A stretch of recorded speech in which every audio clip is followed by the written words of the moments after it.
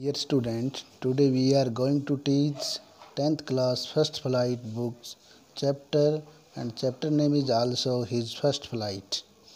In this chapter, author described that how a seagull afraid at the time of flying, यानी उड़ते समय एक समुद्री चिड़िया कैसे डर गई अपनी पहली फ्लाइट के अंदर, तो वो पहली बार उड़ने जा रही थी।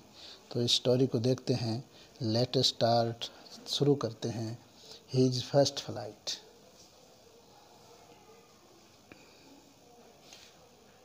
The young seagull was alone on his ledge. वो नन्हा सा सीगल का समुद्री चिड़िया का बच्चा अपनी शिला के ऊपर अकेला बैठा हुआ था।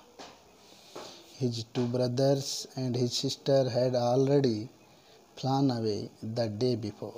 उसके दो भाई और उसकी बहन पहले ही एक दिन पहले ही वहाँ से उड़ जा चुके थे। He had been afraid to fly with them. वो उनके साथ उड़ने में डर गया था। जब वो उड़े तो उस समय उड़ते उड़ते वो डर गया था। Somehow when he had taken a little run forward to the brink of the ledge, जैसे तैसे करके वो शिला के ऊपर एक लिटिल रन, थोड़ी सी दौड़ उसने थोड़ी देर आगे बढ़ा। To the brink of the ledge, उस शिला के किनारे की ओर। And attempted to flap his wings, और अपनी पंखों को फैलाने के लिए फड़फड़ाने का प्रयास किया। Attempted to flap his wings, he became afraid, लेकिन फिर भी वो घबरा गया, डर गया। The great expanse of sea stretch down beneath, नीचे विशाल महासागर का फैलाव। And it was such a long way down, और वास्तव में बहुत लंबा रास्ता था। माइल्स डाउन, लगभग मीलों दूर नीचे। He felt certain that his wings would never support him, वो तो ये महसूस कर रहा था कि शायद उसके पंख वो कभी भी उसको सपोर्ट नहीं करेंगे, उसका साथ नहीं देंगे। So he bent his head, इसलिए उसने अपना सिर झुका लिया। And run away back to the little hole, और उस छोटे से सुराख के अंदर, हॉल के अंदर बिल में वापस दौड़ के चला गया। अंडर द लेज, उस शिला के नीचे। Where he slept at night, जिसमें वो रात भर अकेला सोया था। Even when each of his brothers and his little sister, यहाँ तक कि उसके भाई और उसकी छोटी बहन, whose wings were far shorter than his own, जिस उस बहन की पंख थी वो उससे भी फार शॉर्टर देन हिज ओन, उसकी भी पंखों से उसकी पंख तो और भी छोटी थी। रन टू द ब्रिंक, वो इस ब्रिंक से, शिला के किनारे से उड़ गई। फ्लैप्ड देयर विंग्स, उन्होंने अपने पंखों को फड़फड़ाया। एंड फ्लेव अवे, और यहाँ से वो उड़ गई। He fail to muster up courage to take that plunge with appear to him so desperate, वो अपना साहस को, मस्टर अप करेज, अपने साहस को जुटाने में, हिम्मत करने में फेल हो रहा, असफल रहा। टू टेक दैट पलंग, उस गोता लगाने के लिए, छलांग लगाने के लिए जो उसे साहस की ज़रूरत थी, वो साहस नहीं जुटा पाया। विच अपीयर टू हिम सो डिसअपरेट, और इस बात से बहुत ज़्यादा अपने आप से नाराज़ था, बहुत उदास था। His father and mother had come around calling to him, उसके फादर, उसके माता पिता उसको ज़ोर ज़ोर से चिल्ला के उसको बुला रहे थे। अपब्रेडिंग, उसको डरा भी रहे थे ज़ोर से। Threatening to let him starve on his ledge, और उसको ये कह के धमका रहे थे कि लेज के ऊपर बैठे बैठे तुम भूखे मर जाओगे। Let him starve on his ledge, कि इसको शिला के ऊपर ही भूखे मरने दो। अनलेस ही फ्लेव अवे, जब तक ये यहाँ से उड़ेगा नहीं, भूखा मर जाएगा। But for the life of him he could not move, लेकिन अपने जीवन के लिए, यानी कि उसको मरने से डर लग रहा था, इसलिए अपने जीवन के लिए वो आगे नहीं मूव कर सका, नहीं चल सका। दैट वाज 24 आवर्स अगो, अब लगभग 24 घंटे हो गए थे। Since then nobody had come near him, कोई भी उसके पास नहीं आया था, उसके परिवार का कोई उसको देखने नहीं आया था।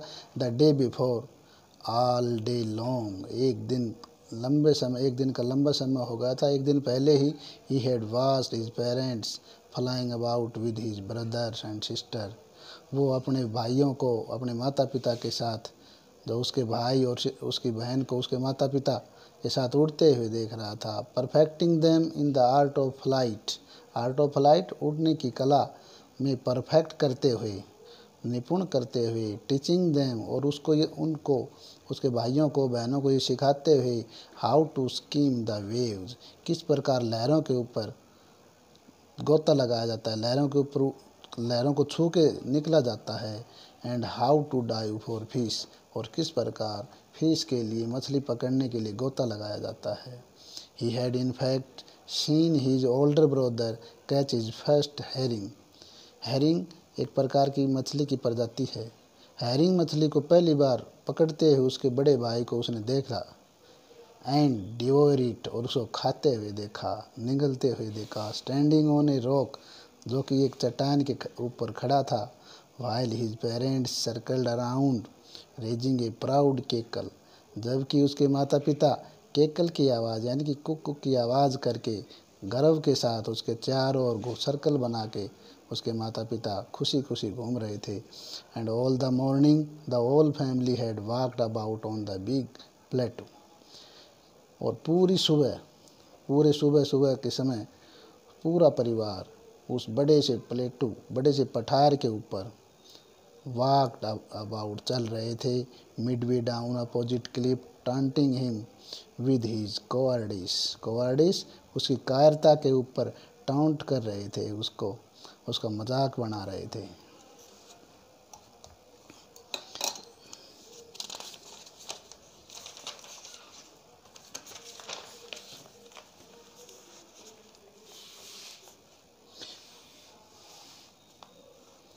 नेक्स्ट में the sun was now ascending the sky, अब सूर्य आसमान में ऊपर चढ़ गया था, असेंडिंग हो रहा था। ब्लेजिंग ऑन हिज लेज, और उसके जो जिस शिला के ऊपर वो बैठा हुआ था उस पर बहुत तेज़ी के साथ चमक रहा था। दैट फेस द साउथ, और शिला का फेस जो मुंह था वो दक्षिण दिशा की ओर था। ही फेल्ट द हीट, उसने गर्मी महसूस की।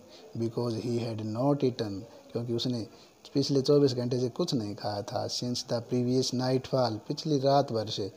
ही stepped slowly out to the brink of the ledge, वो धीरे धीरे लेज के किनारे की तरफ धीरे धीरे आया।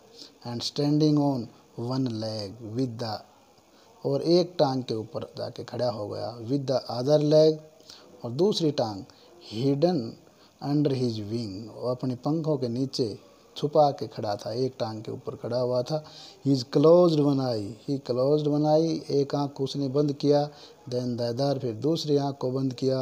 And pretended to be falling asleep, और इस प्रकार जैसे सो जाते हैं ऐसा बहाना करने लगा सोए हुए का।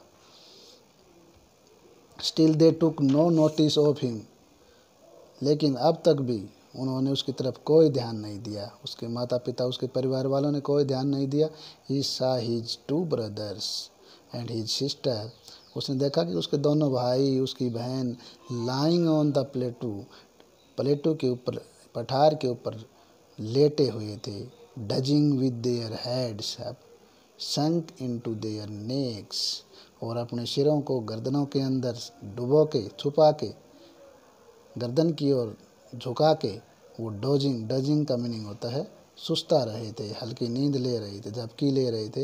His father was preening the feathers on his white back, और उसका जो पिता था वो अपने सफ़ेद पीठ के पंखों को प्रिनिंग कर रहा था, उनको संवार रहा था चोंच लगा लगा के। Only his mother was looking at him, केवल उसकी माँ उसको देख रही थी। She was standing on a little high hump on the प्लेटू, वो एक छोटे से उस पठार के उभार के ऊपर बैठी हुई थी। हर वाइट ब्रेस्ट थ्रस्ट फॉरवर्ड, और उसकी सफ़ेद सीना थोड़ा आगे निकला हुआ था। नाउ एंड अगेन, अब वो फिर से। She tore at a piece of fish, उसने एक मछली का पीस टुकड़ा तोड़ा। दैट ले एट हर फीट, और अपने पैरों में दबाया। And then scraped each side of her beak on the rock, और फिर अपनी चोंच को दोनों तरफ से चट्टान के ऊपर स्क्रेप यानी साफ किया। The sight of the food maddened him, बड़ा इंपॉर्टेंट क्वेश्चन है, बहुत आता है। The sight of the food maddened him, उस भोजन के देखते ही, भोजन के दृश्य को ने उसको पागल कर दिया। How he loved to tear food that way, कि वो भी इस प्रकार से भोजन को तोड़ने में उसको कितना अच्छा लगता था। स्क्रैपिंग हिज बीक नाउ, वो भी अपनी बीक को, अपनी चोंच को साफ करना चाहता था उसी प्रकार से। And again to wait it,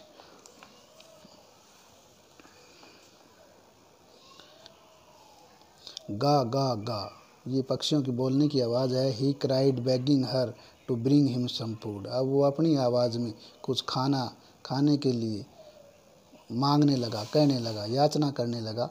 गाल कोला, शी स्क्रीम्ड बैक डेस्टिवली, वो बहुत उनके सामने विनम्रता के साथ चिल्लाने लगा खाना मांगने के लिए। उसकी माँ ने व्यंग के उत्तर में उसकी माँ ने चिल्लाया और आवाज़ में कहा, गा कॉल आ। But he kept calling plaintively, लेकिन उसने फिर बड़ी दीनता के साथ, बड़ी दीनता दिखाते हुए फिर पुकारा। एंड आफ्टर ए मिनट, और 1 मिनट के बाद, और so he uttered a joyful scream, और 1 मिनट के बाद ही उसको बड़ी खुशी की स्क्रीम, खुशी के साथ चिल्लाहट निकल गई। His mother had picked up a piece of the fish, उसकी माँ ने एक मछली का टुकड़ा उठाया। And was flying across to him with it, और उसकी तरफ उड़ गई। ही लीन्ड आउट ईगरली, वो बड़ी उत्सुकता के साथ उसकी ओर झुका हुआ था। टेपिंग द रॉक, और चट्टान को टेपिंग किया उसने चट्टान को, यानी थप की आवाज़ निकाली। विद द फीट, अपने पैरों से चट्टान को थपथपाया। Trying to get nearer to her, अपनी माँ के नज़दीक जाने का प्रयास किया। एज शी फ्ली अक्रॉस, जैसे ही वो उड़ के उसके पास से गई। But when she was just opposite to him she halted, लेकिन उसने देखा कि वो तो बस सिर्फ उसकी दूसरी तरफ उड़ के जा रही है। शी हाल्टेड, और वहाँ जाके वो रुक गई। शी हाल्टेड हर विंग्स मोशनलेस, उसने अपने पंखों को गतिहीन कर दिया, वहाँ पे अपने पंखों को फड़फड़ाना बंद कर दिया। The piece of fish in her beak almost within reach of his beak, और उसकी जो माँ की चोंच में जो मछली का टुकड़ा था वो उसकी पहुँच से काफ़ी दूर था।